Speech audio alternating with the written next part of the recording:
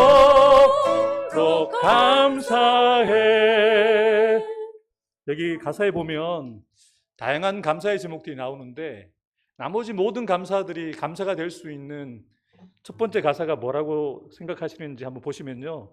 5번에 보면 날 구원하신 주 감사. 여기에서부터 나머지 가사들이 다 감사가 되는 거예요. 다른 것 다 감사한데 구원의 은혜가 없으면 무슨 의미가 있겠습니까? 그죠? 우리가 가장 큰 은혜와 축복을 받음을 우리가 기억하면서 우리가 지난 6개월 동안 때로는 기도 응답 받은 것도 있지만 좀 더디게 일하시는 하나님 응답하신 거 보면서 답답하기도 하고 또 우리 현욱이 일도 그렇고요.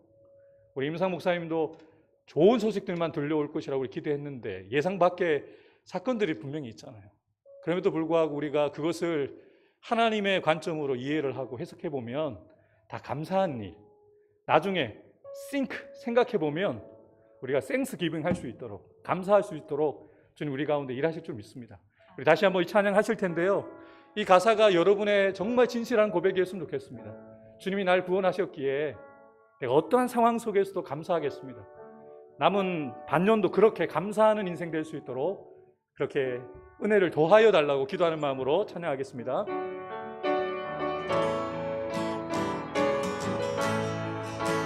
날 구원하신 주 감사, 모든 것 주신 감사, 지난 추억이 내가 사주의 곁에 계시네.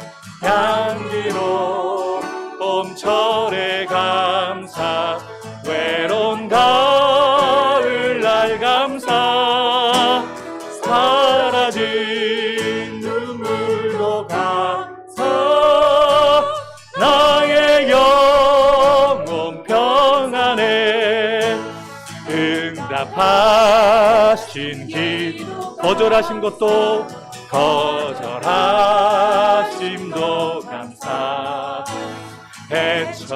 헤쳐나온 풍랑 감사, 모든 것 채우시네. 아픔과 기쁨도 감사, 절망 중위로 감사, 증량 못할 은혜 감사, 크신 사랑 감사해. 길가에 장미꽃 감사, 장미가시도 감사, 따스한 가정 희망 주신 것 감사, 기쁨과 슬픔도 감사, 하늘 평안을 감사, 내일의 희망을 감사, 영원토록 감사해. 기도하겠습니다. 하나님 아버지, 오늘도 감사로 예배를 시작하게 하시니 감사합니다. 감사로 예배 드리는 자가 하나님을 영화롭게 할 수 있다고 말씀하셨습니다. 우리의 예배가 감사로 시작되어지게 하여 주시고 감사로 마무리되어지는 오늘 예배가 되게 하여 주옵소서. 우리가 계획하지 않고 원하지 않는 일들이 끊임없이 우리의 일상 가운데 일어나지만 그 가운데서도 하나님의 손길을 볼 수 있는 눈이 열려지게 도와주시고 하나님의 관점으로 되어지는 모든 일들을 해석할 수 있는 주님의 마음을 우리에게 부어 주옵소서. 그래서 날마다 우리의 입술에서 감사와 찬송이 끊이지 않게 하시고 주님이 나와 함께 하신다는 것을 늘 확신하며 기쁨으로 감사함으로 승리하는 우리가 될 수 있게 하여 주옵소서. 오늘 예배도 그 감사와 기쁨을 주님 앞에 표현하고 고백할 때 오늘도 우리에게 예배하신 하늘의 그 큰 은혜와 축복을 받아 누리는 이 주일 오후 예배 되게 하여 주옵소서. 그렇게 우리 가운데 함께 하실 것을 믿고 감사드리며 예수님의 이름으로 간절히 기도하옵나이다. 아멘. 우리 힘차게 박수치면서 나의 힘이 되신 여호와여 찬양하겠습니다.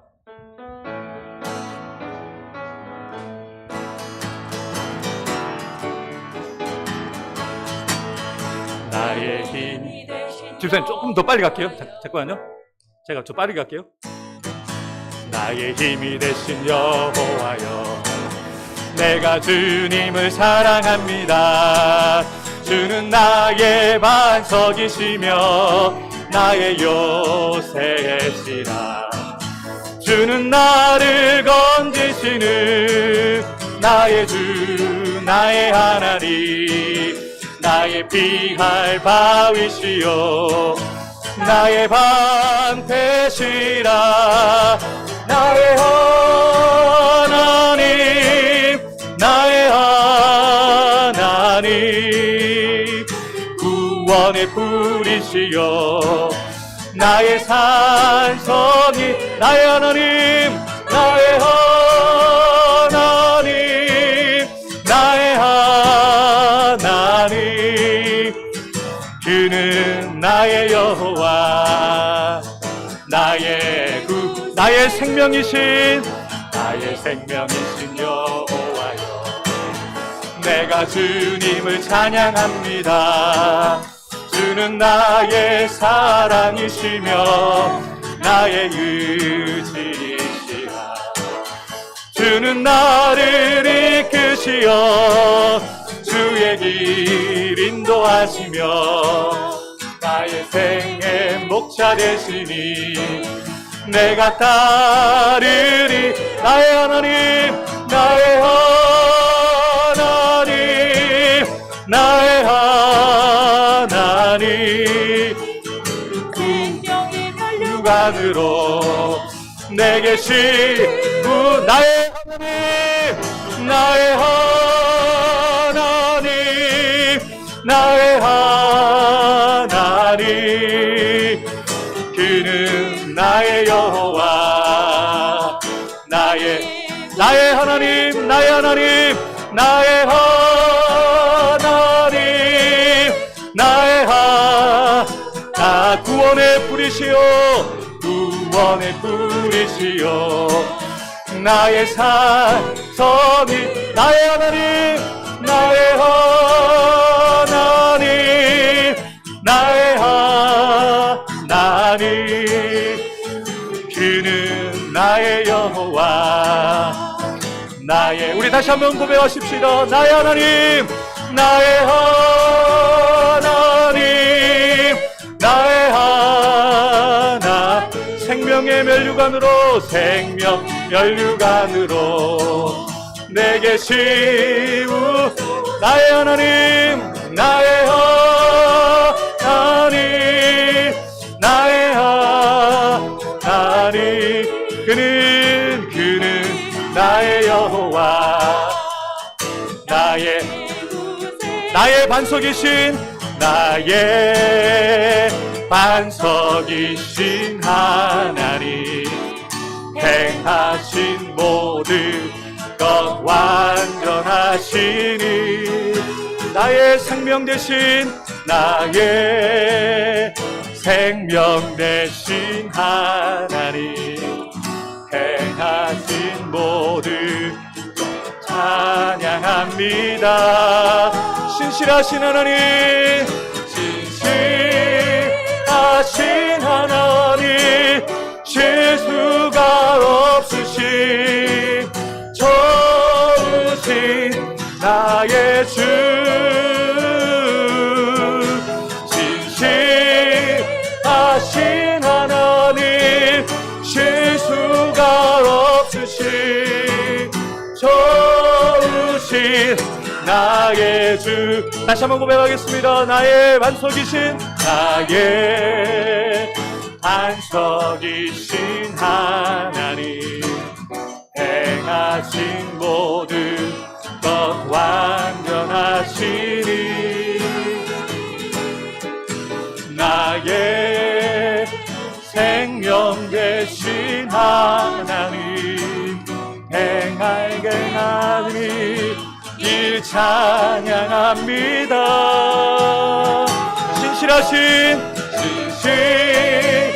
신실하신 하나님, 실수가 없으신 좋으신 나의 주,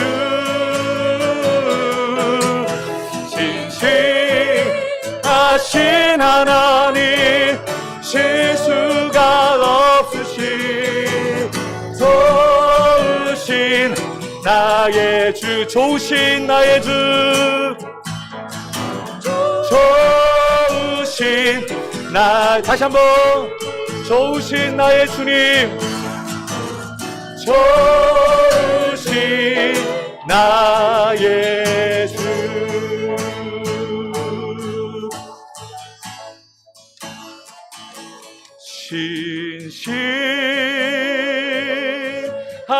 신실하신 하나님, 실수가 없으신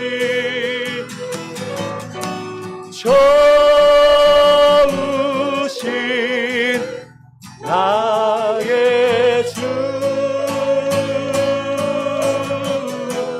신실하신 하나님, 신실하신 하나님, 실수가 없으신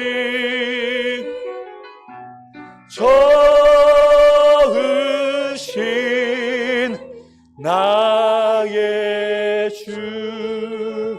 전능하신 나의 주 하나님은 능치 못하실 일이 없습니다. 전능하신 나의 주 하나님은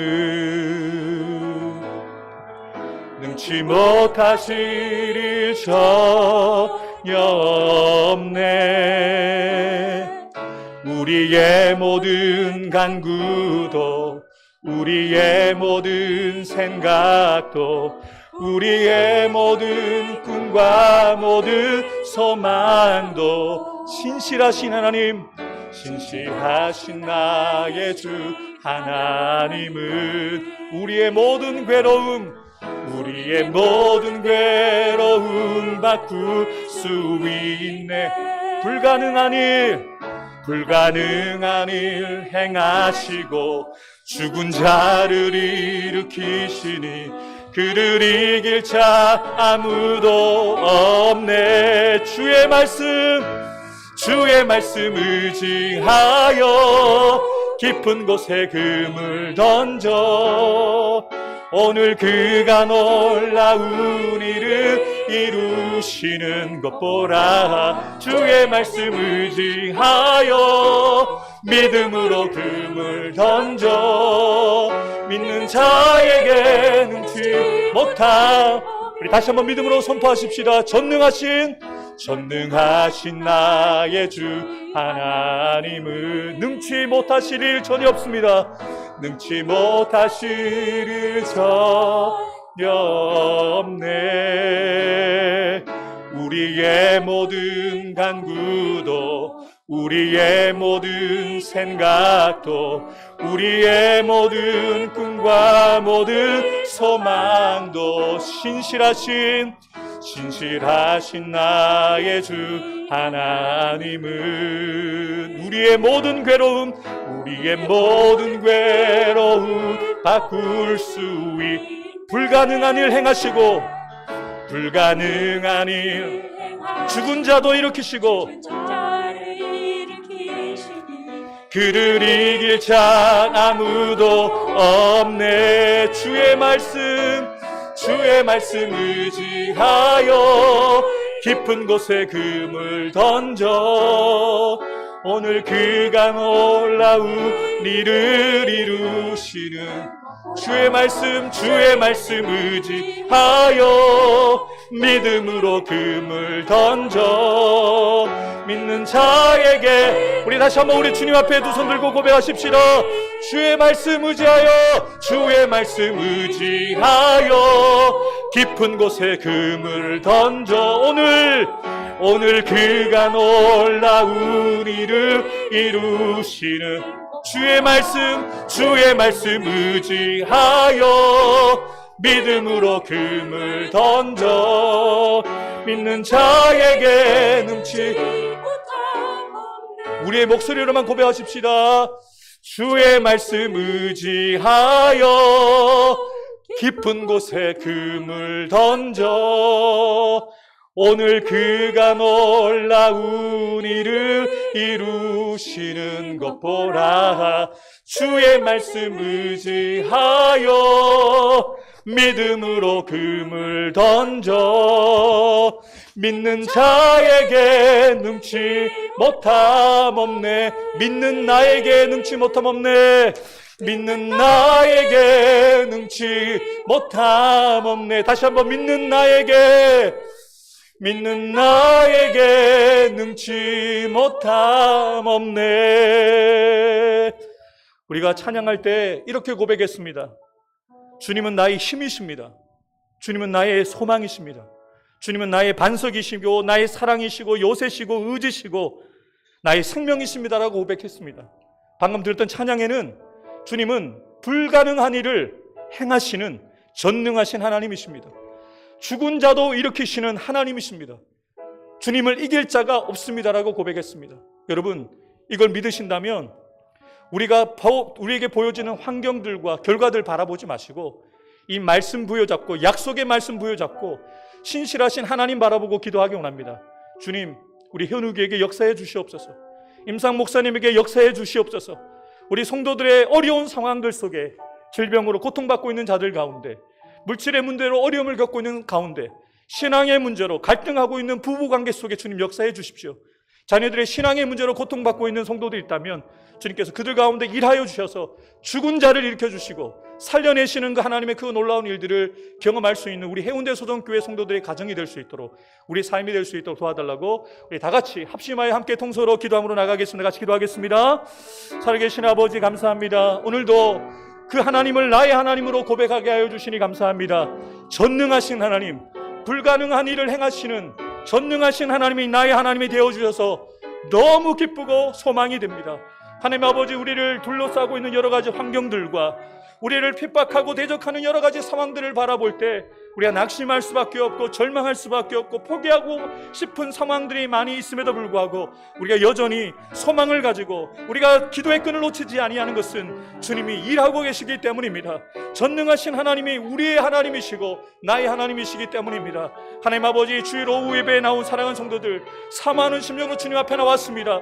우리가 마음을 아파요. 어려움 가운데 있는 현우기를 위하여, 임상 목사님을 위하여, 김경규 집사님과 박희숙 권사님과 조혜경 사모와 아버지 하나님 정삼윤 목사님과 김호경 권사님을 위하여 기도합니다. 모든 약한 자들 가운데, 모든 병약한 자들 가운데 주님 일하여 주시옵소서. 죽은 자를 일으키시는 주님, 이 질병이 아무것도 아닌 하나님 앞에 우리가 내어 맡깁니다. 치료해 주시고 회복해 주시고 강건케 해 주셔서 그들이 우리와 같이 속히 예배할 수 있도록, 주님 앞에 함께 설 수 있도록 하나님 은혜를 허락해 주옵소서. 오늘도 주님 생명의 말씀, 능력의 말씀이 우리에게 선포되어져 그 말씀이 우리에게 들려지게 해 주시고 깨달아지는 이 시간이 될 수 있도록 성령 하나님 우리 가운데 충만하게 역사해 주시옵소서.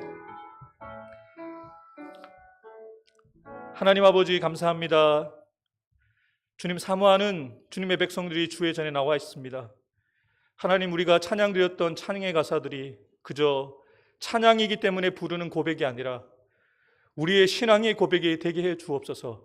반석이시고 생명이시고 요새시고 피할 바위가 되시고 생명이 되시는 그 하나님이, 바로 그 좋으신 하나님이 나의 하나님이라고 매일매일 고백하며 어려운 상황 속에, 답답한 속상한 상황 속에 환경을 말하는 자들이 아니라, 고난을 말하는 자들이 아니라 고난 가운데도 나와 함께 하시는 하나님, 고난 가운데도 일하시는 그 하나님을 신앙으로 고백하는 신실한 믿음의 사람들 될 수 있게 하여 주옵소서. 하나님, 죽은 자를 일으키시는 주님, 임상 목사님을 이렇게 세워주실 줄 믿습니다. 현우기를 주님께서 회복시키시고 하나님의 큰 일꾼으로 사용하실 줄 믿습니다. 우리는 할 수 없지만 하나님은 다 하실 수 있습니다. 주님의 그 뜻 안에서 우리 사랑하는 현우기가, 우리 목사님이 회복되어지고 세워져서 하나님을 증거하는 증인으로 세워질 수 있도록 역사하여 주옵소서. 오늘도 주의 말씀을 듣기 원하여 주의 전에 나온 성도들 들을 귀가 복되게 하여 주옵소서. 말씀이 들려지게 하여 주시고 깨달아지게 도와주셔서 그 말씀이 나의 삶의 실제가 되어지고 말씀이 우리의 삶의 결론이 되어지는 우리의 삶이 될 수 있도록 은혜를 허락하여 주옵소서. 오늘도 우리 가운데 그렇게 일하실 주님을 찬양하며 감사드리며 예수님의 이름으로 간절히 기도하옵나이다. 아멘. 하나님께서 오늘 우리에게 주시는 말씀, 디모데후서 3장 5절 15절부터 17절까지 말씀 우리 화면에 있습니다. 우리 다 같이 합독하고 특강하도록 하겠습니다. 우리 같이 읽겠습니다. 시작. 또 어려서부터 성경을 알았나니 너로 하여금 그리스도 예수 안에 있는 믿음으로 말미암아 구원에 이르는 지혜가 있게 하느니라. 모든 성경은 하나님의 감동으로 된 것으로 교훈과 책망과 바르게 함과 의로 교육하기에 유익하니 이는 하나님의 사람으로 온전하게 하며 모든 선한 일을 행할 능력을 갖추게 하려 함이라. 아멘. 사랑하는 성도 여러분, 하나님의 말씀은 살아 있습니다. 역동하는 능력이 있습니다. 그저 문자라면 우리가 이 말씀을 왜 읽겠습니까? 세상의 다른 책들과 구별되지 않는다면 왜 우리가 이 말씀을 묵상하고 이 말씀을 암송하고 이 말씀대로 살아가려고 몸부림치겠습니까? 하나님의 말씀은 실제하는 능력이 있다는 것이죠. 그 말씀이 선포되어지는 곳에 죽은 자가 다시 살아나는 역사가 나타납니다. 그 말씀을 우리가 이스라엘의 역사 아니면 신약시대에 예수님이 사셨던 사도들이 살았던 그냥 과거의 역사로 보기 위해서 성경을 보는 게 아니고요. 그 역사들이 오늘을 살아가는 나의 역사가 되고 함께하는 우리 신앙의 공동체의 역사가 되기 원하여 사도행전을 묵상하기도 하고요. 서신서를 통해서 이단의 역사들을 통하여서 사도 요한이 쓰고 있는 요한일서도 살펴보는 것이고요. 이런 말씀은 과거형이 아닙니다. 항상 현재형이고요. 그리고 그 말씀이 앞으로 되어질 미래를 바라보는 것이죠. 오늘 우리가 읽었던 말씀 마지막 구절인데 이 말씀을 우리가 붙들었으면 좋겠어요. 말씀은요, 하나님의 사람으로 살아가고자 결단하고 힘쓰는 사람들에게 그들을 하나님의 사람으로 온전하게 퍼펙트하게 만들어주는 도구가 바로 하나님의 말씀입니다. 그리고 선한 일, 하나님이 기뻐하시는 일을 행할 수 있는 능력이 우리에게 없어요. 근데 그 말씀을 우리가 읽고 먹고 나의 말씀으로 삼을 때 그 말씀이 내 안에서 성령의 역사를 따라서 일하게 되어지는 것이죠. 이것을 우리가 기대해야 됩니다. 여러분, 사람에게는요 선한 것이 하나도 없습니다.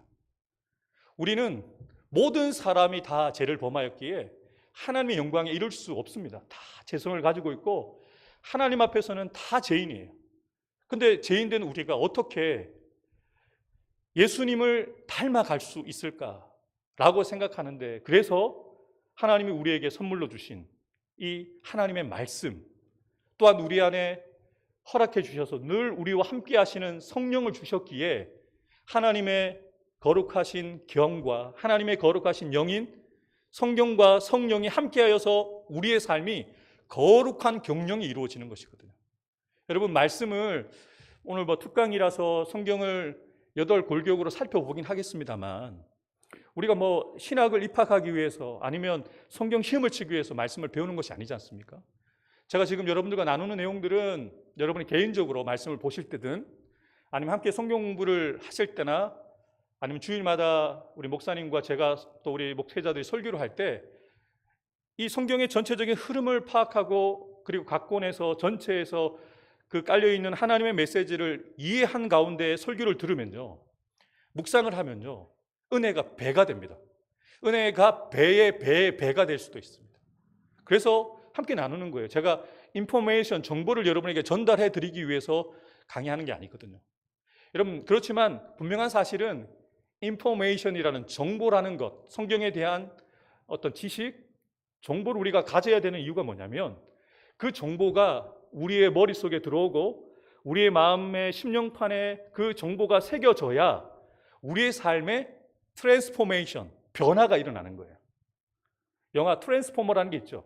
변신 로봇을 트랜스포머라고 하는데 트랜스포메이션, 바뀌어지는 역사들이 일어나기 위해서는 인포메이션이 들어가야 돼요. 여러분, 교회를 분명히 오래 다니셨어요. 그래서 신앙이 지나면 지날수록 시간이 지났고 교회에 꾸준하게 출석하고 또 예배생활, 헌금생활 꾸준히 한 분에게 때가 되면 중직자의 직분도 줍니다. 근데 여러분, 그 직분이 그분의 신앙의 수준을 말해주는 게 아니잖아요. 교회를 오래 다녔는데 여러분 주변에 그런 분들 보시지 않았어요? 성경 아직도 한 번도 읽어보지 못한 분들. 미스테리한데 근데 그런 분들 중에 안수 집사님도 계시고요. 권사님도 계시고 장로님도 계시다는 거예요. 제가 뭐 짧은 목회이지만 옆에서 서당계 3년처럼 교회에서 3년, 30년 가까이 신앙생활 해오면서 복음의 조각 같은 말씀을 들어서 알고는 있어요. 근데 그 조각들을 합쳐서 전체의 그림을 보지 못해요. 그래서 그 신앙의 그 수준이 언제 드러나게 되냐면 어려움을 당할 때, 예상하지 못한 고난을 만났을 때 그분의 인격도 드러나지만 신앙도 드러나게 되는 것이죠. 저는 우리 해운대 소정교회 성도들이 인격과 신앙의 아름다운 균형을 이루어서 성장해 갔으면 좋겠어요. 성숙했으면 좋겠어요. 여러분, 교회는요, 만약에 세상적인 기준으로 말하면 이 수영로에도, 이 수영구에도, 해운대구에도 좋은 교회들이 되게 많잖아요. 규모로 말한다면, 그죠? 수백억의 수백억을 들여서 아름답게 지은 건물을 가진 교회들도 있고요. 1000명, 2000명, 10,000명 모이는 교회들도 분명히 있죠. 그래서 그것이 좋은 교회다 말하면 그 교회가 좋은 교회일 수 있지만 하나님 보실 때는, 오늘 오전에도 정승희 목사님 얘기하셨죠. 한 명이라도 시골 교회에서 힘겹게 어르신들을 모시고 목회하는 목사님이라고 할지라도 그렇게 최선을 다해서 목회하고 말씀을 전해서 한 사람의 제자를 만들어 간다면 하나님 앞에 딱 섰을 때 하나님이 너 왜 한 사람밖에 전도 못했어? 너 왜 교회 부흥시키지 못했어? 그렇게 말씀하실까요? 그러지 않으실 거예요. 잘했다 충성된 종아, 네가 지극히 작은 일에 충성하였으니 너에게 더 큰 것을 맡기겠다고 달란트 비유를 통해서 말씀하셨잖아요. 마태복음 25장에 보면 달란트 비유가 나오죠. 주인이 떠나가면서 종들에게 5달란트, 2달란트, 1달란트, 1달란트도 엄청난 금액의 돈입니다. 근데 1달란트를 받은 사람은 어쨌든 이제 실패한 종이기 때문에 제쳐두더라도 5달란트는 5달란트를 남기고 2달란트는 2달란트를 남겼어요. 성경 가서 집에 가서 보세요. 5달란트를 칭찬하시는 주인의 칭찬과 2달란트를 칭찬하는 주인의 칭찬이 똑같아요. 토시 하나 틀리지 않고. 무엇을 말씀하고 있을까요? 하나님은 얼마나 많이 남겼느냐, 얼마나 다른 사람들보다 비교해서 더 많이 가졌느냐, 더 많이 결과물을 만들어냈느냐, 그것을 성공이라고 말씀하지 않으십니다. 종으로서 주인의 기쁨을 위해서 자기가 할 수 있는 대로 최선을 다하는 것을 보시는 거죠. 결과가 아니라 그 과정을 보시는 거죠. 거기다가 그 결과 때문에 5달란트는 1달란트를 더 주시죠. 그런데 천국 갔을 때 뭐 1달란트 더 가졌다는 게 무슨 더 큰 의미가 있겠어요. 그냥 그 천국에 있는 것 자체가 축복인데요. 거기서 야, 너 몇 평에 사니? 너 차 못 끌고 이렇게 천국 가서 얘기할까요? 아니요.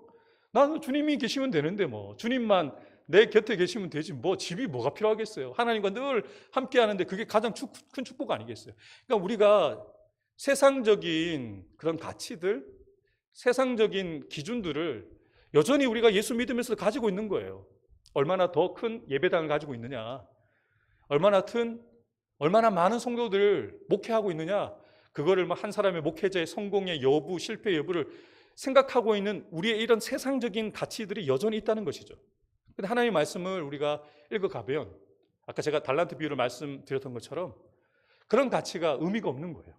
세상의 기준이 의미가 없는 것이죠. 지난주에 저랑 살폈던 내용들 간단하게 정리해드리고 바로 넘어가겠습니다. 지난주에 제가 퍼즐 조각들을 보여드렸죠. 이 퍼즐의 조각이 어떤 조각이겠느냐라고 여쭤봤을 때 대답은 하지 않으셨지만 성경 속에 동물이 나오는 장면들이 여러 군데 나오니까 다양하게 대답을 하실 수 있는데 정답은 예수님이 탄생하셨던 그 현장을 그린 그림의 조각들이었죠. 이 조각을 보여드리는 이유가 뭐냐면 우리가 마치 한 조각만 가지고 그림을 상상해 가는 것처럼 말씀을 우리가 정말 아주 협소하게 말씀을 알고 그 말씀이 전부인 것처럼 착각하면서 하나님의 말씀을 우리가 왜곡하고 곡해하고 잘못 해석할 때가 너무 많다는 거예요. 그래서 성경을 때로는 깊이 묵상하는 것도 중요하지만 성경 전체가 어떤 그림을 그리고 있는지를 볼 수 있다면 성경을 한 절 한 절, 한 장 한 장, 한 권 한 권을 봐도 너무 그 말씀 한 구절 한 구절이 정말 살아서 움직이고 내게 다가오는 그 은혜를 경험할 수가 있거든요. 그런 은혜가 저와 여러분들이 있었으면 좋겠습니다. 성경을 볼 수 있는 두 가지 접근법이 있다 말씀드렸죠. 한 가지는 종합적인 접근 방법, 넓게 보는 것. 비행기를 타고 높은 곳에서 아래를 바라보는 것처럼 성경을 좀 거시적으로 넓게, 성경 전체 66권 1189장 전체의 그 가이드 맵을 가지고 전체를 보는, 그렇게 보는 접근이 필요하고요.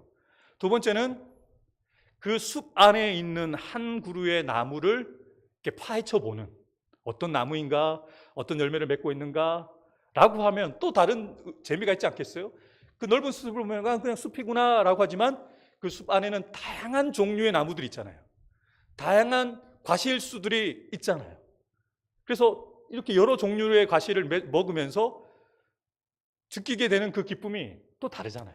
그래서 성경을 접근할 때 이 두 가지 방법을 적절하게 함께 사용할 때 효과가 시너지가 나는 것이죠.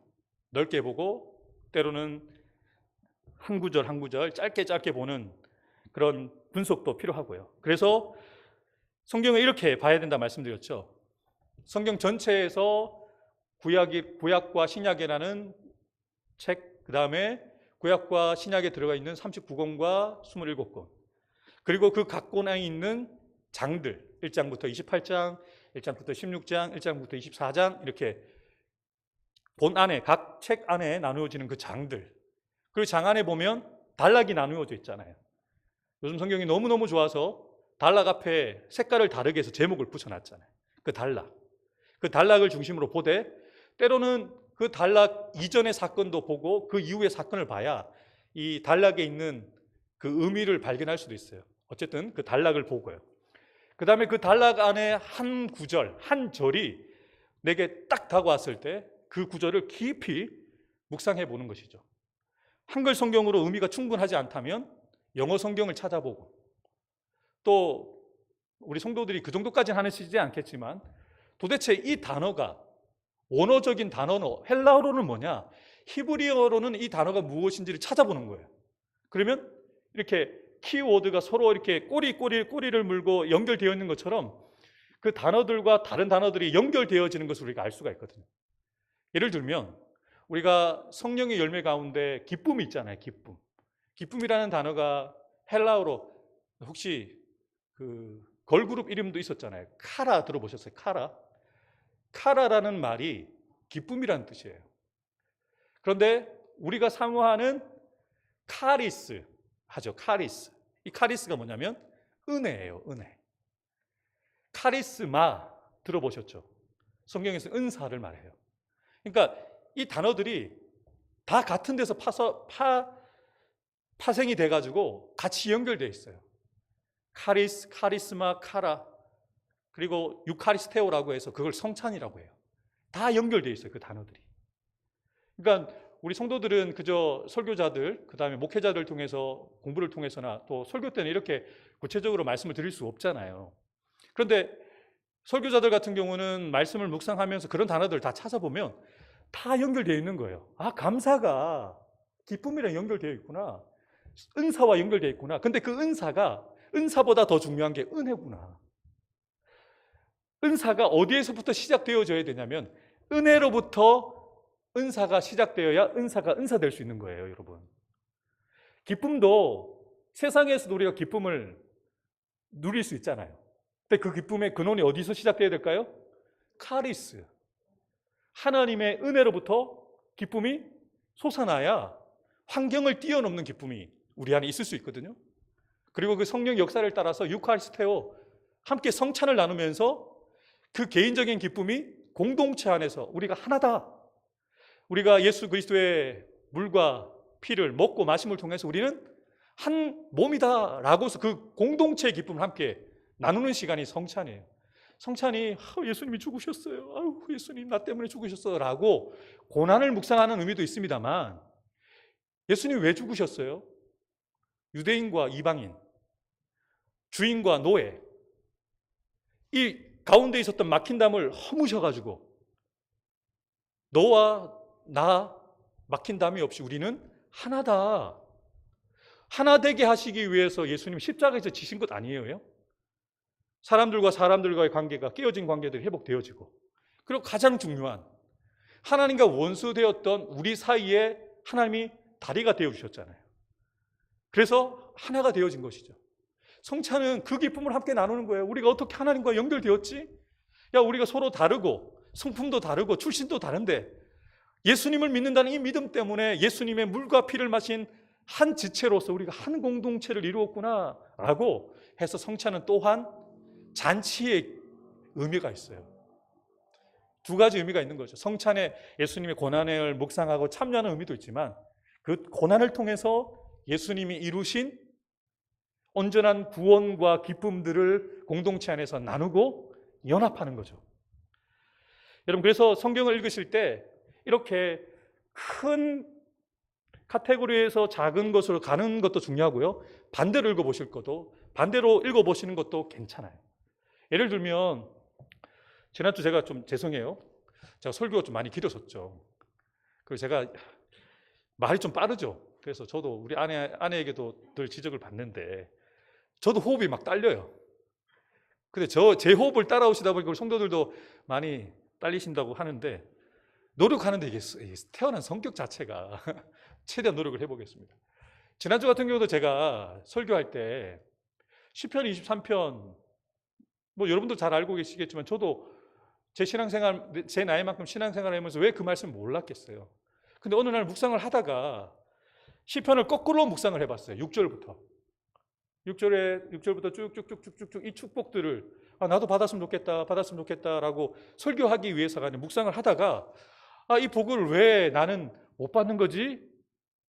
나도 이 복을 받았으면 좋겠는데 고백은 하는데 찬양은 하는데 왜 정말 나는 늘 부족하고 나는 늘 기쁘지 않고 감사가 없지?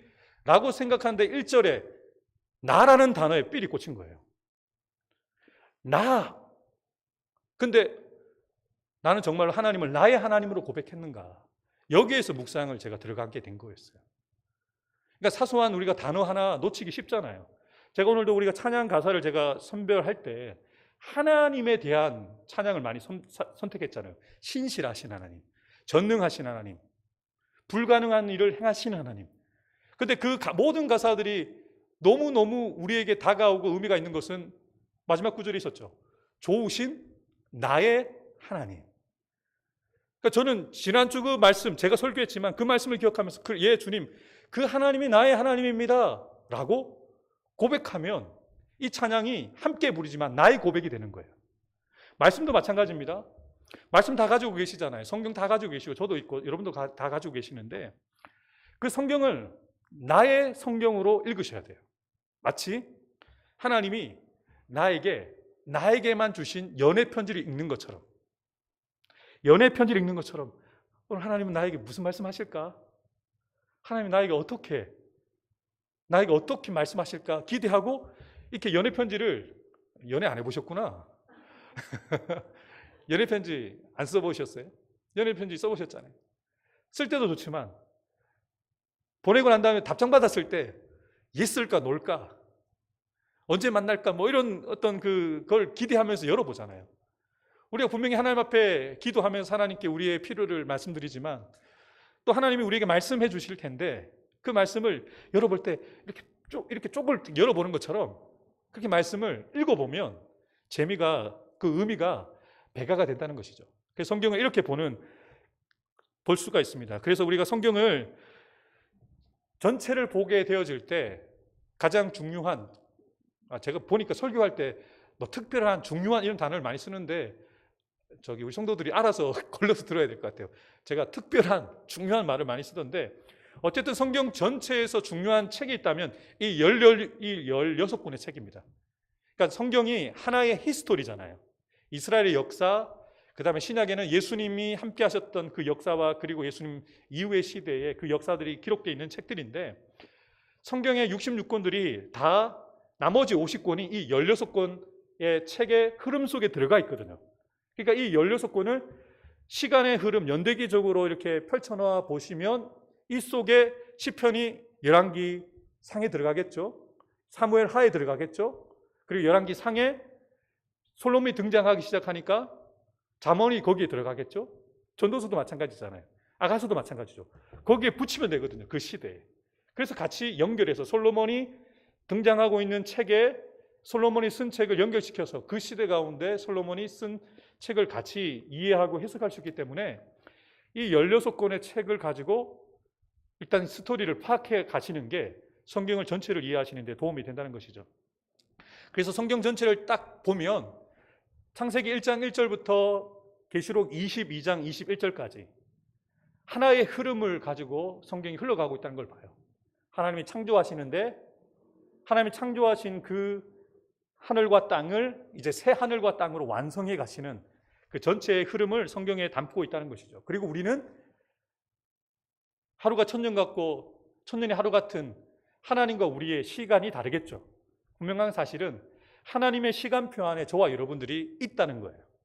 하나님이 역사하시고 섭리하시고 주관하시는 그 역사 가운데 우리는 발자취를 밟고 있다는 것이죠. 그래서 성경을 세 골격, 그러면 이제 구약의 세 골격과 신약의 세 골격이 나오죠. 역사를 다루고 있는 책 17권, 창세기부터 에스더까지 있지만 중복되는 책이 있잖아요. 룻기 같은 경우는 사사기 합치면 되고, 역대 상하 같은 경우는 열왕기 상하에 나오는 남유다의 역사만을 다루고 있기 때문에 거기에 합치면 되거든요. 그리고 창세기, 출애굽기, 레위기, 민수기 있지만 레위기 같은 경우도 율법을 다루고 있는 책이기에 같이 이렇게 합칠 수 있는 책들이 있잖아요. 그렇지만 어쨌든 크게 구분하기를 역사서라고 하면 창세기부터 에스더까지, 욥기 전까지가 역사서다라고 보시면 되겠죠. 그리고 욥기, 시편, 잠언, 전도서, 아가서가 체험서라고도 하고 시가서라고도 하죠. 시, 노래, 그렇게 해서 우리가 시가서라고도 하고, 그 다음에 욥기, 시편, 잠언, 전도서가 끝나고 난 다음에 이제 예언서가 나오죠. 대선지서가 나오고 소선지서가 나오는데, 그 대선지서와 소선지서는 그 선지자들의 어떤 위치나 중요성을 가지고 말하는 게 아니라 분량이 많은 선지자를 대선지서라고 얘기를 하고, 분량이 그렇게 많지 않은 선지서를 소선지서로 구분을 한다. 그래서 그게 17권 있고요. 합쳐보면 39권이 되겠죠. 그런데 신약도 같은 흐름을 가지고 있습니다. 신약도 역사를 다루고 있는 책이 사복음서와 사도행전이 있죠.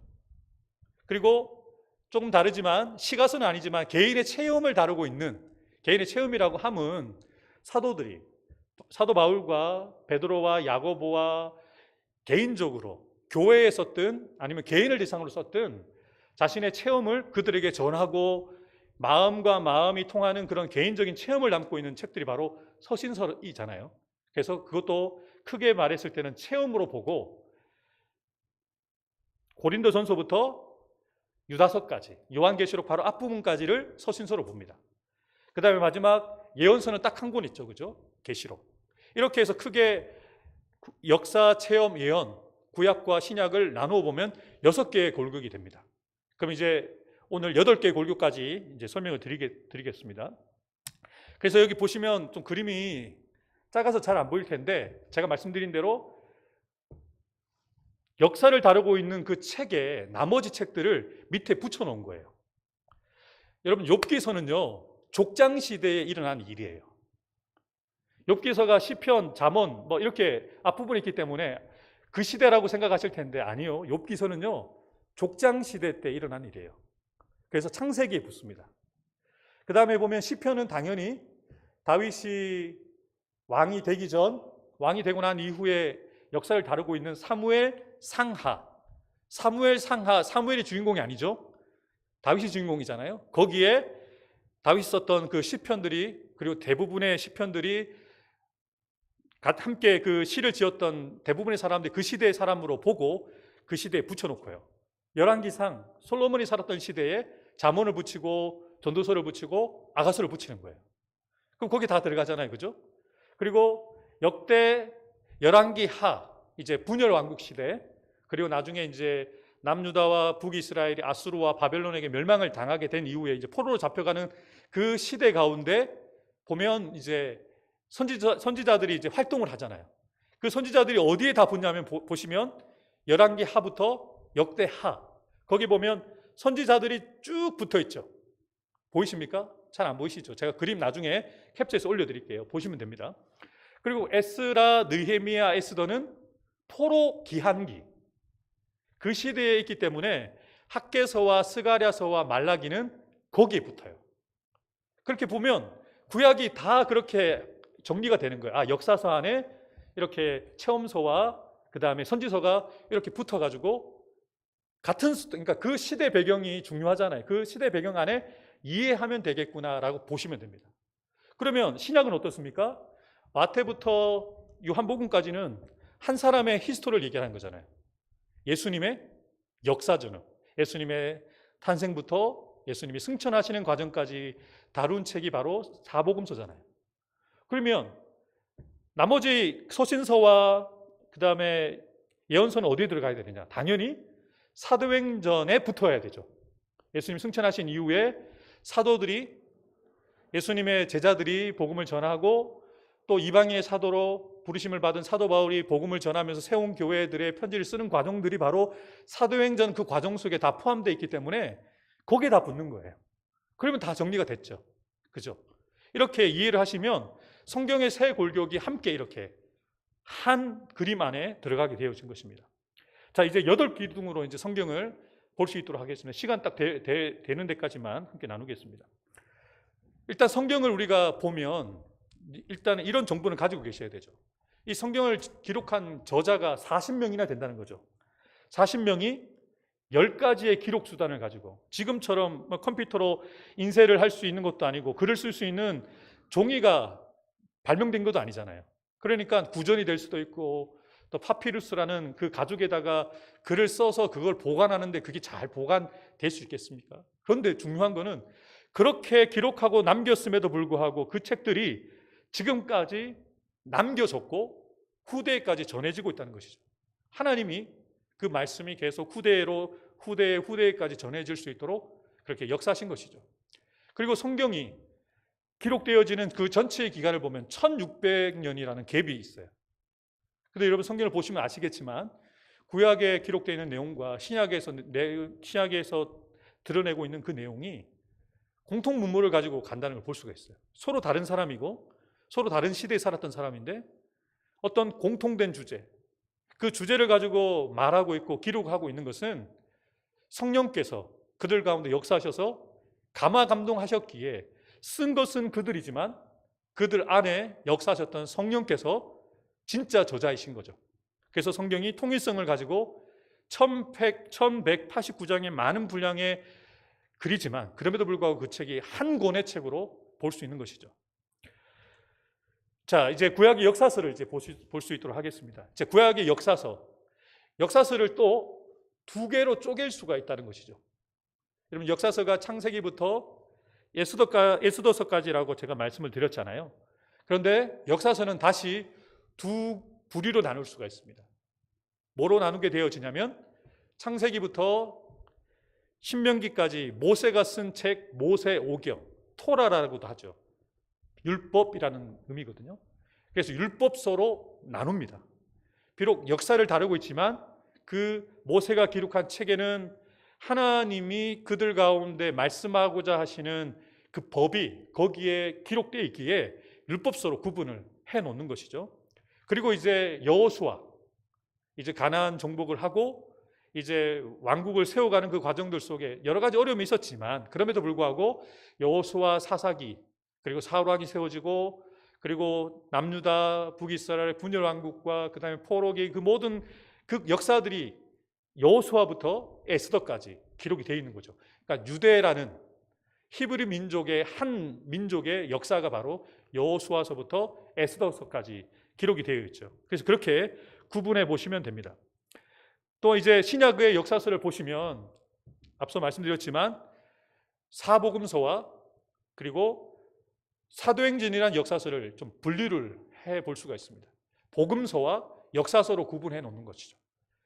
복음서는 예수님 한 분에 대한 역사를 다루고 있고 그리고 그곳에 예수님의 삶을 통해서 메시지를 통해서 행적을 통해서 하나님이 우리에게 말씀하시는 그 핵심 복음이 들어있기에 복음서라고 하는 것이죠. 그래서 그 복음서와 그 다음에 역사서, 교회의 역사, 성령의 역사를 다루고 있는 사도행전으로 좀 나눠볼 수 있습니다. 자, 이제 8골격을 나눈 거예요. 자, 앞서 세 골격으로 얘기했을 때는 역사서, 체험서, 예언서 이렇게 세 개씩 나눴잖아요. 근데 그 역사서를 크게 다시 율법서와 역사서로 나누고, 구약은, 신약은 복음서와 역사서로 나누어서 그러면 4개가 되는 거잖아요. 그럼 8개의 골격이 되는 거예요. 그래서 성경을 이렇게 이 큰 그림으로 보시면 성경을 그냥 한 권의 책으로 보지 않고 큰 그림 안에서 이 8개의 범주 안에 들어있다라고 이해를 하시고 보시면, 특별히 아까 제가 그래도 좀 더 중요하게 봐야 될 것은 역사서라고 말씀드렸잖아요. 왜냐하면 그 역사가 단지 히브리 민족의 역사가 아니라 우리가 걸어가고 있고 걸어가야 될 역사를 이렇게 표본처럼 보여주기 때문에 역사서가 중요하거든요. 그리고 그 역사서 안에 고백되어졌던 그런 체험서들, 그리고 하나님의 말씀을 대언하고 앞으로 되어질 일들을 예언했던 그 예언서들, 선지서들도 거기에 붙어 있기 때문에 그렇게 함께 이 8개의 골격을 가지고 보면 이해가 빠를 수 있다는 것이죠. 그래서 다시 이 성경 8골격을 정리해서 보여드리겠습니다. 성경의 8개의 골격은 구약과 신약 큰 책으로 나누면, 구약은 율법서와 역사서와 시가서, 체험서와 그리고 예언서로 나누어집니다. 옆에 다른 색깔로 제가 띄워드렸잖아요. 그것은 뭐냐면 그 책이 전체가 말하고자 하는 핵심 테마인 것입니다. 그러니까 율법서는 모든 성경의 기초가 되는 책이라는 거예요. 율법은 하나님이 모세를 통해서 하나님 백성에게 직접 주신 법이에요.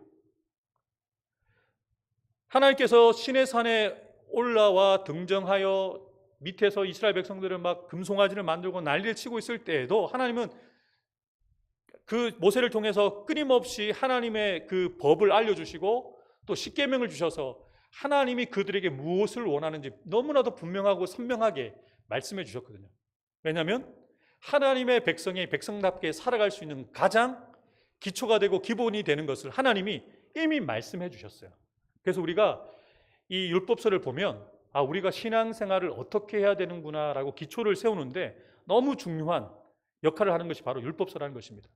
그리고 역사서는 그 하나님의 말씀하신 그 율법, 그 기초가 되는 율법들을 어떻게 삶을 통해서 살아내는지, 율법대로 살아가면 어떤 결과가 나타나는지, 율법에 불순종하면 또 불신앙하면 어떠한 결과가 나타나는지 이스라엘 백성들이 마치 시범 종교처럼 이렇게 살면 안 돼라고 보여주는 것처럼 그들의 역사를 통해서 이미 다 보여줬거든요. 근데 재밌는 것은요, 우리가 역사서를 통해서 이스라엘 백성들이 하나님의 뜻대로 살지 않는 것을 보고 알고 또 그렇게 살지 말아야지라고 깨달으면서도 우리도 그들처럼 살고 있는 우리의 모습이 종종 있다는 것이죠. 그래서 성경을 보면서 더 자주 봐야 되는 것이죠. 우리가 똑같은 실수를 반복하지 않도록 이스라엘 백성들처럼 하나님이 구원해 주시고 하나님이 정말 하나님의 거룩한 백성으로 세워주셨음에도 불구하고 감사하지 못하고 자신의 유익을 따라 자신이 즐겨하는 것을 쫓아 살아가는, 자신이 원하는 삶을 살아가는 그 이스라엘 백성들의 모습이 우리의 모습처럼 보이게 되거든요. 그리고 시가서는 하나님을 어떻게 예배해야 되는지, 하나님을 어떻게 사랑해야 되는지를 보여줍니다. 시편에서는 주로 3분의 2 정도가 다윗이 썼잖아요. 다윗은 하나님을 너무너무 사랑한 사람입니다. 고난 중에도 하나님을 사랑하고 하나님을 예배하는 그 본을 보였죠. 잠언에서는 지혜자였던 솔로몬이 하나님의 뜻을 아는 것이 무엇인지, 하나님이 원하시는 삶이 무엇인지를 분명하게 알려주잖아요. 전도서도 마찬가지고요. 아가서는 술람미 여인과 연애 이야기가 아니죠. 하나님과 우리 사이에서 하나님을 어떻게 사랑하고 하나님 우리를 어떻게 사랑하시는지를 분명하게 보여줌으로써 우리도 그렇게 하나님의 사랑을 받는 사람이라는 것을, 또 우리도 그렇게 하나님을 사랑하는 삶을 살아가야 된다는 것을 보여주기 위한 책이 바로 시가서라는 것이죠. 그리고 예언서는 기대를 담고 있습니다. 더 긴 설명은 후에 해드리겠습니다. 신약에 보면 복음서는 나타남을 이야기를 하죠. 그리고 역사서는 교회의 형성, 서신서는 사도들이 또 교회를 향하여 또 자신이 사랑하는 성도들을 향하여 아버지의 마음으로 권면하는 내용들이 아주 디테일하게 구체적으로 상황에 적절하게 이렇게 기록되어 있는 책들이 바로 서신서죠. 그리고 예언서는 우리가 완성본을 바라보게 되어지는, 밑그림만 그려놓고 그냥 막연하게 바라보는 게 아니라 우리가 바라보게 되어지고 우리가 거하게 되어질 하나님의 나라에 대한 분명한 그림을 보여주는 책이 바로 예언서인 요한계시록이라는 것이죠. 자, 오늘은 첫 번째 골격 설명드리고 다음 주에 말씀을 드리겠습니다. 자, 첫 번째 골격은 바로 율법서인데 기초라고 말씀드렸잖아요. 이 율법서를 하나님이 모세를 통해서 주셔서 나머지 다음에 이어지는 성경들을 그 위에 세우신 것과 같아요.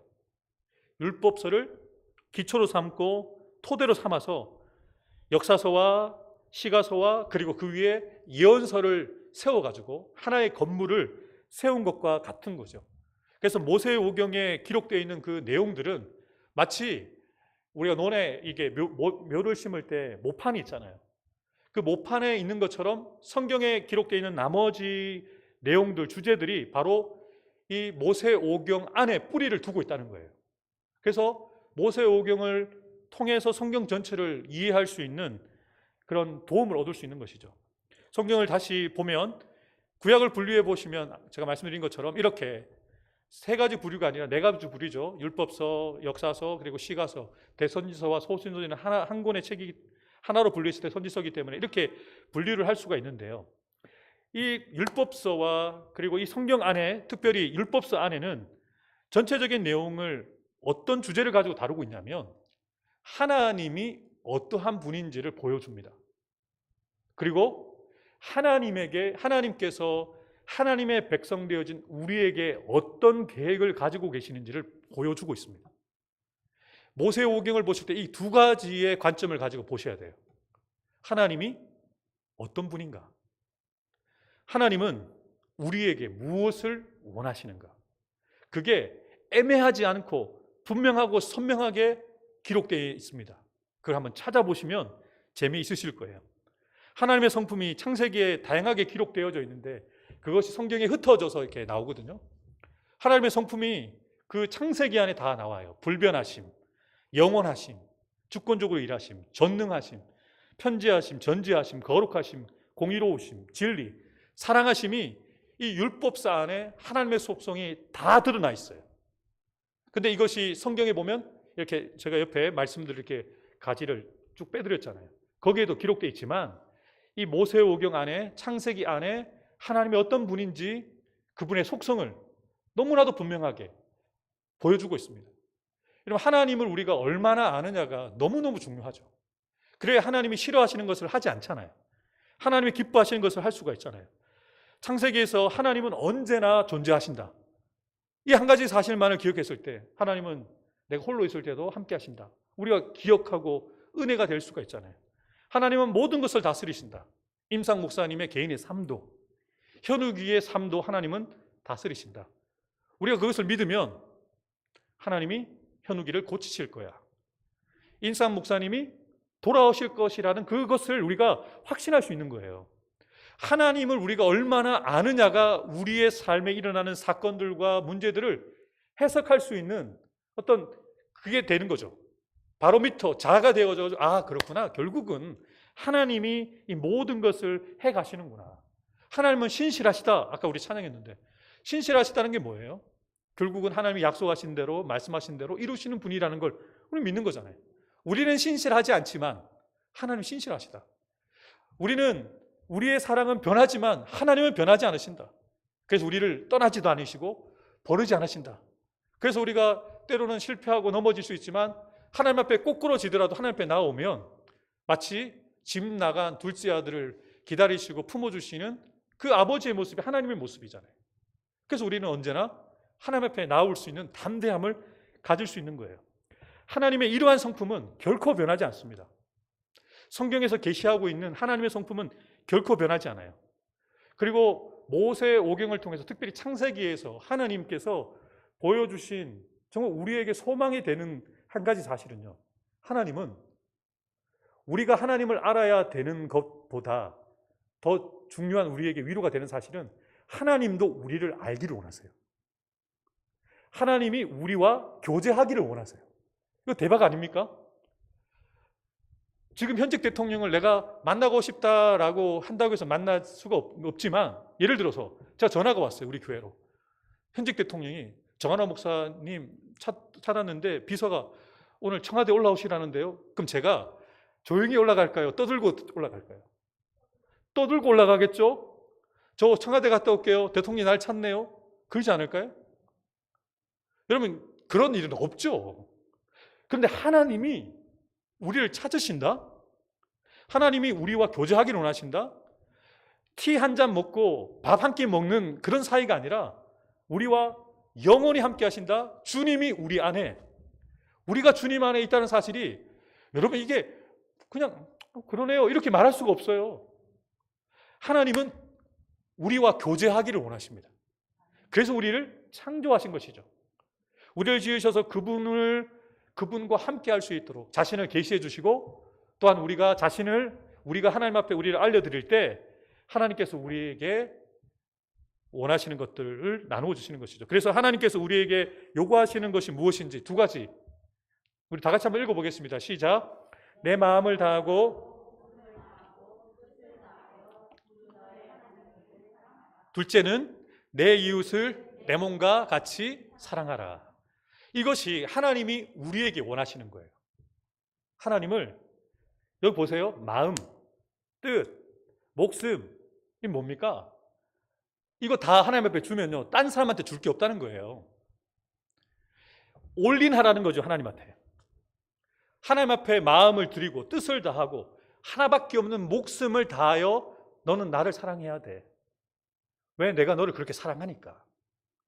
그리고 네 이웃을 나를 사랑하는 것처럼 사랑할 수 없을지라도 내가 너를 사랑한 것처럼, 네가 네 몸을 사랑하는 것처럼 너의 형제를, 자매를 사랑해야 된다.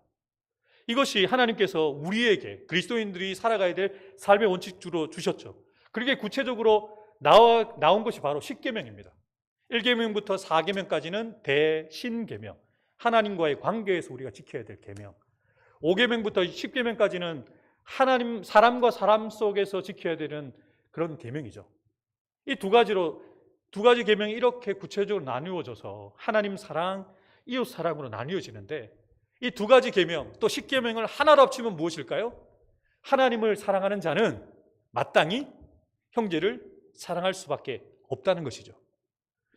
눈에 보이지 않는 형제를 사랑하지 않으면서 눈에 보이지 않는 하나님을 사랑하는 자를 뭐라고 말하고 있습니까? 요한일서에서 거짓말하는 자다, 뻥이다. 하나님을 사랑하느냐? 원수 같은 남편도 사랑하라. 핍박하는 시어머니도 사랑하라. 예수님을 알지 못해서 예수 믿는 나를 어렵게 하는 주변의 사람들 또한 우리가 품어낼 수 있다면 우리가 정말 하나님을 사랑하는 것이죠. 여러분, 이거 너무너무 중요해요.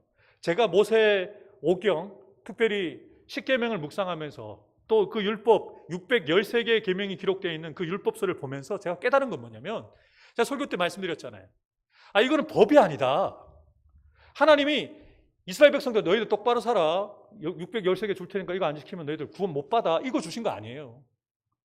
613개의 계명은 구원하신 다음에 너는 내 자녀야.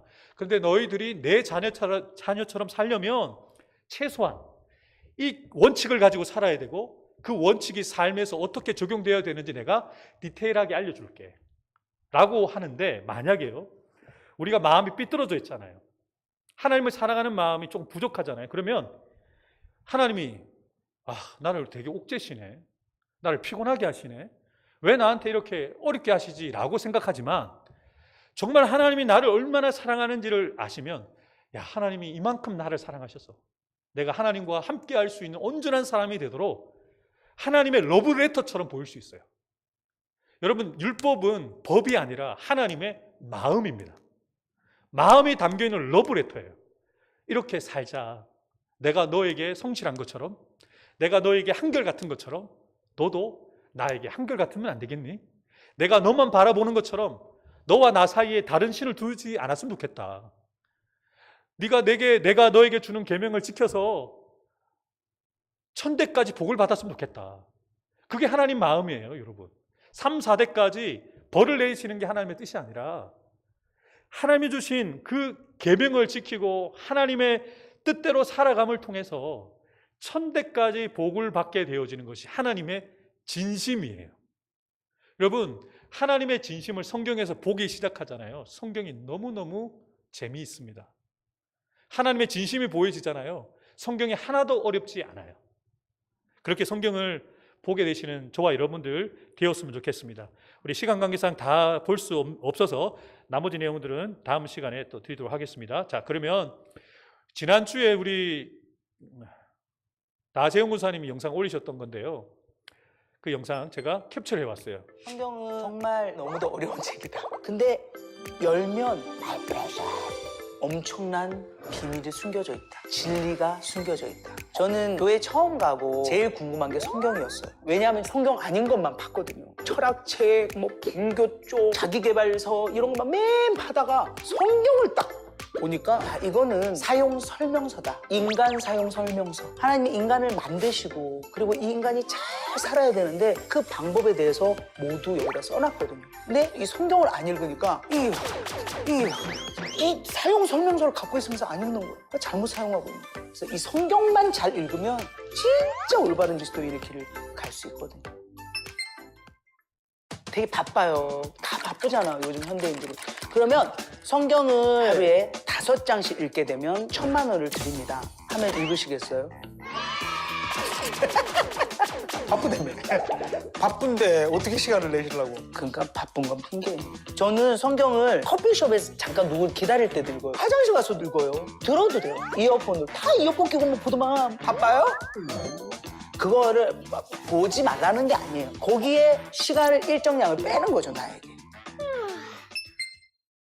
재밌지. 저도 사실 처음 성경을 쭉 읽을 때 부살렐, 오홀리아 뭔 얘기인지 2020년을 살면서 이걸 알아야 되는지 모르겠는 거예요. 근데 그것을 찬찬히 들여다보고 계속 보게 되면 왜 그게 그렇게 쓰여있는지, 여기에서 무엇을 얘기하려는 건지 그 맥락이 보이기 시작해요. 하나님을 알려면 이 말씀을 읽어야 되는구나. 밥을 먹듯이 난 매일 읽을 거야 라고 마음을 딱 정하는 거죠. 성경을 하루에 5장 녹음하는 거예요. 그 음성 메시지가 있잖아요. 그럼 20분밖에 안 걸려요. 그렇게 하면 1독하는데 6개월밖에 안 걸려요. 20분, 하루에 20분, 하루에 20분, 하루에 20분. 성경 20분을 투자를 하면은 1독을 해요. 1독하면 어떻게 돼요? 2독이 조금 더 빨라져. 3독 더 빨라져. 4독 더 빨라져. 진짜 그 과정 속에서 놀랜다니까. 성경 무슨 막 울어. 막 녹음하다 막 울어요. 그리고는 엄청난 사람들이 되어가는 거죠. 갈라디아서 2장 20절을 보면 예수를 믿으면 이제 내 안에 내가 사는 것이 아니라 예수 그리스도가 산다라는 그 말이 너무 이해가 안 됐어요. 아니 내가 사는 거지. 예수 그리스도가 뭐 어떻게 계세요? 계세요? 막 어디요? 막 이러면서 이해가 안 됐어. 말씀을 읽잖아요. 내 안에 예수 그리스도가 살아요. 내가 내 생각을 하는데 내가 내 생각을 안 해요. 그러니까 사람이 일을 하면 사람이 일하는 거지만 사람이 하나님의 생각을 하고 하나님께 기도를 하면 하나님이 일하세요. 멋지지 않아?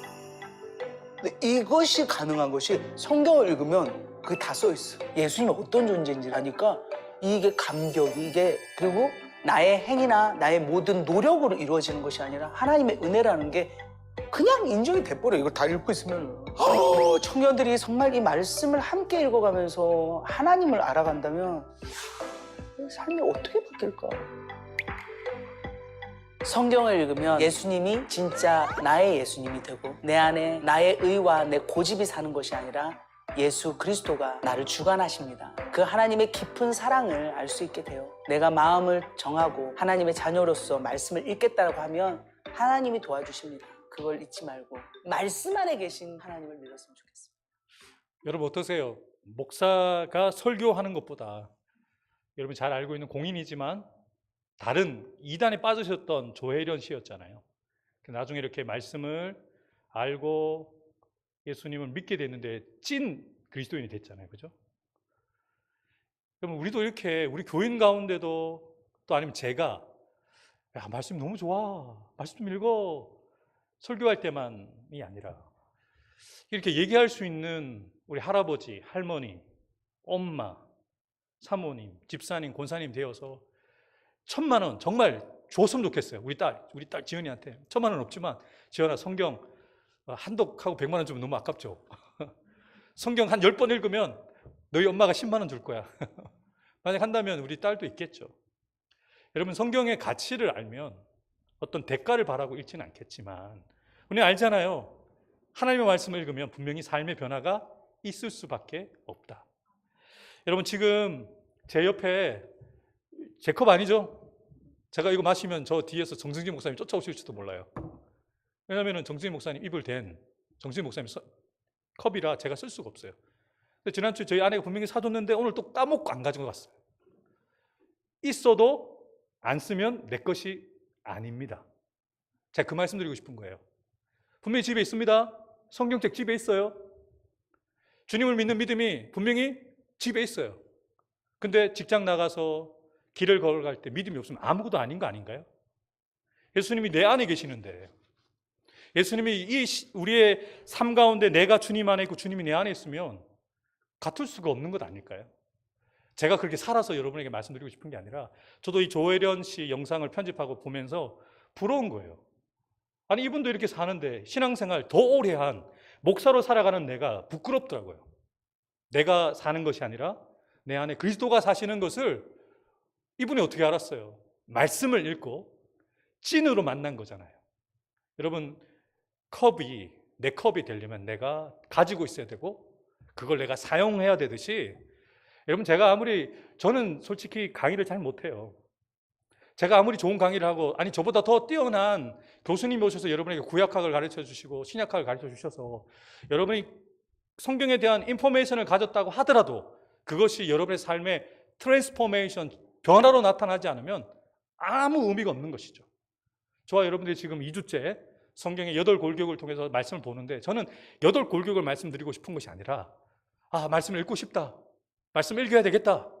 말씀 읽으면서 나도 바꿔야겠다. 우리 자녀들 그렇게 양육해야겠다는 마음이 저부터 함께하는 우리 성도들 한 분 한 분에게 일어나서 말씀 읽는 운동. 지금 우리가 매일 성경 있잖아요. 5장씩 6장씩 있는데 나만 읽으면 안 되고 옆에도 읽게 하고 함께 하면서 온 성도들이 말씀을 습관적으로 읽고 그리고 그 말씀 속에서 내게 해주시는 기록된 로고스의 말씀이 아니라 나에게 주시는 레마의 말씀들이 차곡차곡 쌓일 때 이 성경은 더 이상 그냥 기록되어 있는 하나님이 이스라엘 백성에게 주신 말씀이 아니라 오늘을 살아가는 나에게 주시는 말씀으로 다가올 수 있다는 것이죠. 그리고 그렇게 이번 한 주간 말씀을 더 사모하고 말씀을 읽고 아까 말씀드린 8개의 골격을 보면서 역사서를 중심으로 쭉 한번 읽어보시고 그리고 그 역사서에 따라서 한번 예언서도 읽어 들어가고 체험서를 읽어가면서 성경을 조금씩 더 알아가실 수 있는 저와 여러분들 되었으면 좋겠습니다. 잠깐 제가 기도하고 축도하고 오늘 마무리를 하도록 하겠습니다. 하나님 아버지, 하나님의 말씀을 어찌 우리가 온전히 다 이해하고 알아갈 수 있겠습니까? 그렇지만 하나님께서 우리에게 성경을 손에 들려주신 것은 가지고 다니라고 주일날 설교 본문 찾을 때만 쓰라고 주신 것이 아니라 매일매일 우리가 삶의 현장에서 만나게 되어지는 여러 가지 환경들 속에 또 우리 안에 찾아오는 여러 가지 내면의 문제들을 어떻게 풀어나가고 어떻게 살아낼 수 있는지를 분명하게 말씀을 통해서 알려주셨는데 우리가 열어보지 못해서 우리가 그것을 제대로 사용하지 못해서 하나님의 능력을 경험하지 못하고 살아가는 우리의 모습을 보게 되어집니다. 분명히 하나님의 말씀은 살아있고 역사하는 능력이 있는데 그 능력이 우리의 삶을 변화시키지 못하고 그 능력이 우리의 삶을 통해서 나타나지 않는다는 것이 너무 속상하고 안타깝습니다. 주님, 이 시간 머리 숙인 저와 모든 성도들이 우리 손에 들려져 있는 이 말씀을 그저 들고 다니는 액세서리가 아니라 이 말씀이 나의 삶의 매뉴얼이 되게 해주시고 매일매일 말씀을 힘을 내어서 읽고 묵상하며 그 말씀대로 살아감을 통해서 하나님이 살아계시다는 것을, 하나님의 말씀은 살아있다는 것을, 하나님의 말씀은 능력이 있다는 것을 삶을 통해서 증명해 보이는 증인으로 살아가는 우리 성도들 한 분 한 분 될 수 있도록 은혜를 허락하여 주옵소서. 새롭게 시작하는 이번 한 주간도 주님과 늘 동행하며 주님 주시는 그 은혜가 기쁨으로 나타나 성령의 은사들이 나타나 가정을 바꾸고 우리의 직장과 사업터, 주님의 교회를 위해서 기도할 때, 우리 환우들을 기도할 때 우리의 기도가 역사를 바꾸는 그런 터닝 포인트를 만들어내는 기도의 대표 선수로 살아가는 저희 모두가 될 수 있도록 우리를 사용하여 주옵소서. 감사드리며 예수님의 이름으로 간절히 기도하옵나이다. 아멘. 이제는 우리의 소망이 되시고 우리의 유일한 구원자가 되시는 예수 그리스도의 구속의 은혜와 하나님 아버지의 변함없는 사랑과 보혜사 성령님의 교통하심과 역사하여 주심이 하나님의 말씀을 사모하고 그 말씀을 알아가고 그 말씀을 읽음을 통해서 하나님을 더 알아가고 또 하나님이 나에게 말씀해 주시는 그 말씀이 나의 말씀으로 삼아 나도 이제는 하나님을 증거하고 하나님의 살아계심과 하나님의 말씀의 능력을 드러내는 삶을 살아가는 자로 결단하며 나가는 사랑하는 성도들 한 사람 한 사람 머리 위에 또 우리가 말씀으로 기도로 섬겨야 될 우리 자녀들과 우리 가정과 직장과 사업터 위에 주님 핏값 주고 사신 우리 해운대 소정교회 위에 지금부터 영원토록 함께해 주시기를 간절히 축원하옵나이다. 아멘.